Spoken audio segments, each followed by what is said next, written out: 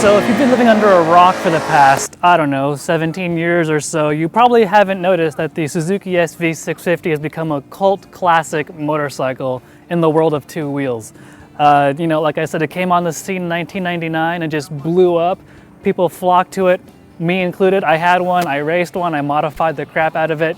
And then over the years, this SV650 kind of lost its way. You know, it became the SFV 650, the Gladius, which we've kind of abused both in our stories and in our videos about how it's not really capturing the essence of the SV 650 and how Suzuki's kind of lost its way. Well, Suzuki heard us, and here we are with this introduction of the 2017 Suzuki SV 650. It's no longer the Gladius, it's no longer the SFV 650. Suzuki is coming back to its roots and making the SV the quintessential, fun, simple bike it was back in 1999. And so what does that mean? Well, they focused on three things. They focused on making the engine more efficient, making the chassis and the body slimmer, and most importantly, bringing down the price. It was up to $8149 back in 2014 when you had bikes like the Yamaha FZ7 that are somewhere around 7,000 bucks. That was just a tall order to ask. And so now, the beauty of the SV650, $69.99. It's right back in the fight with the FZ07.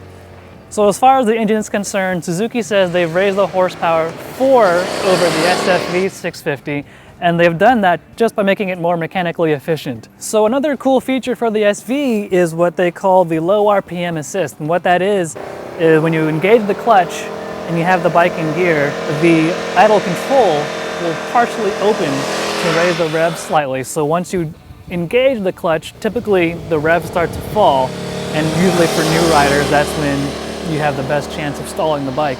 So with the low RPM assist, when you engage the clutch, the revs will rise a tiny little bit to help prevent that lull in the RPM, and you can help launch the bike easier. But they say this will help new riders launch easier. This will help you in stop and go traffic where you don't need to modulate the gas and the clutch. You can just play with the clutch lever and go forwards and then backwards and forwards and backwards. I was able to stall the bike because I just dumped the clutch thinking it would set off, and it didn't work. So it's a cool device, but it's not this safety net that will make sure you never stall at all. As far as the chassis goes, it's kind of hard to see in the video, but this gas tank is slimmer than the SFV 650. The seat and the fuel tank junction is narrower than the SFV 650. And those are both things you'll notice immediately once you sit on the bike. I've just finished a full day of riding on the SV650, and as a former SV owner myself, I've got to say Suzuki is back in the game. This is capturing all the fun and all the excitement that I had originally when I had my own SV650. It's a playful motorcycle. This V-twin engine is just off the charts fun. You know, really crisp fueling. It likes to rev, which is something the old SV didn't quite like to do as much. You benefit more from short shifting it. This one, you can rev the crap out of it and it'll respond. The sweet spot of the power is between like 5 and 9,000 RPM. The fun and excitement is back with the SV. This almost makes you forget that Suzuki made the Gladius and the SFV, even though it's the same chassis, the same frame as the SFV and the Gladius. But who cares? Who cares what you call this thing? It's so much fun. I'm just really glad it's back, and Suzuki has recaptured the excitement that made the SV so popular at a price point that is back in the hunt with the Yamaha FZ07. Some downsides? Well, some might say that the non-adjustable fork, just like the original SV, is a downside, and the preload adjustable shock, you only get preload to adjust. But after a full day of riding in the canyons, you know, I didn't really want to adjust anything. It's calibrated really well as it is for my size and my stature. You know, kudos to Suzuki for doing that. But you know, in the aftermarket world, someone is gonna put a Gixxer front end on it, probably gonna put some sort of, you know, Gixxer shock on it and go nuts with it. And hey, more power to you. That's what I did back in the day. So as far as the brakes are concerned, you have twin 290mm discs with 2 piston calipers and an adjustable brake lever. You know, brakes had never been the strong suit of the SV650, and the same thing applies here.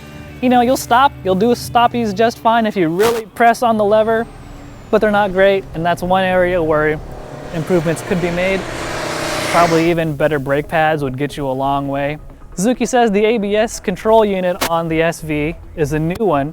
It will be trickling down to the rest of the Suzuki line later on. And it's 1.8 pounds lighter than the previous unit, so that's a big benefit.